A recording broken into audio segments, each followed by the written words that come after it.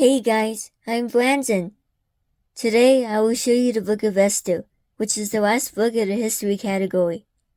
We have our arts and crafts videos. The link to our channel in Spanish can be found in the description.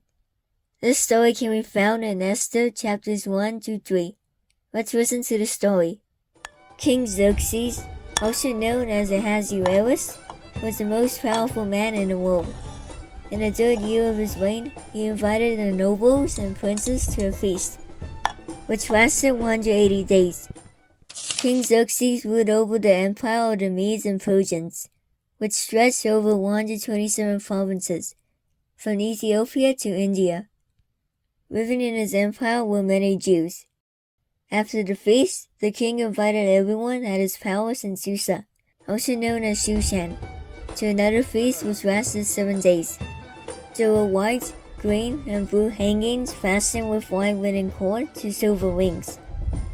There were beds of silver and gold and pavements of red, blue, black, and white marble.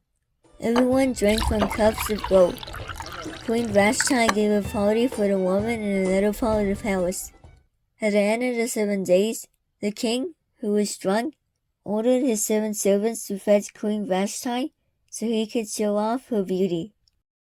But they reported back that the queen refused to join him. The king was furious.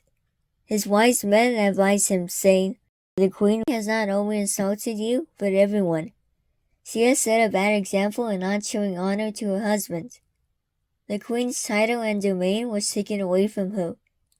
A law was made and read aloud throughout the land that all wives must honor and obey their husbands. Who would replace Vashti as queen? A search took place throughout the land for the most beautiful young woman, and they were brought to the palace under the supervision of Haggai, the king's servant. Working in the palace was a Jew called Mordecai. Mordecai had a cousin named Esther, also known as Hadassah, whom he had brought up because her parents had died. Esther was a beautiful young girl and chosen to join the other contestants at the palace for 12 months of beauty treatments. Mordecai advised her not to tell anyone she was a Jew. Of the many women chosen, Esther was the one the king loved most, and she was crowned as queen instead of Vashti. A feast was given in her honor, but she told no one she was a Jew. A little while later, Mordecai was guarding the king's gate and heard that 2 servants, Bigthan and Jewess, were plotting against the king. Mordecai immediately warned Esther of the plot, and she told the king. The 2 plotters were arrested, found guilty, and hung on a tree.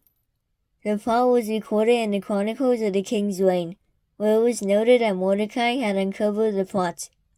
The king promoted Haman above all the other princes to be the second most powerful man in the kingdom. All the servants working at the king's gate would bow to Haman when he entered. However, Mordecai would not bow before Haman or show him reverence. "Why do you break the king's command and not bow down and honor Haman?" the servants asked. They knew Mordecai was a Jew. They kept asking him, but Mordecai would not listen to them. They reported the matter to Haman, who was furious to find Mordecai the Jew did not bow or revere to him. Haman schemed to find a way to punish not only Mordecai, but his people the Jews also. Haman went to the king and said, "There are people living in the land who have their own laws and obey them rather than the king's commands. A law must be passed so they can be destroyed. I will give 10,000 talents of silver to the king's treasury to get this done." The king took off his signet ring and gave it to Haman. "Keep the money and do to these people what you think is best." The king's scribes were instructed to write a law that on the 13th day of the 12th month, the Jews were to be attacked and killed and their possessions taken as plunder. The law was sealed with the king's ring. A law of the Medes and Persians could not be changed or altered. The new law was announced throughout the empire. In this episode, we saw how Esther was chosen as the new queen because God has a plan for her and for the Jewish people. Esther and Mordecai didn't know what would happen, but they trusted God. Likewise, we can trust that God is in control even when things may seem scary or unfair. God also has a plan for each of us, And even if we do not understand the difficulties that arise, in the end we'll realize that everything was for the best. Many more things are about to happen in this story, but we will see that in the next episode. Remember, God loves you very much and has the best plan for you.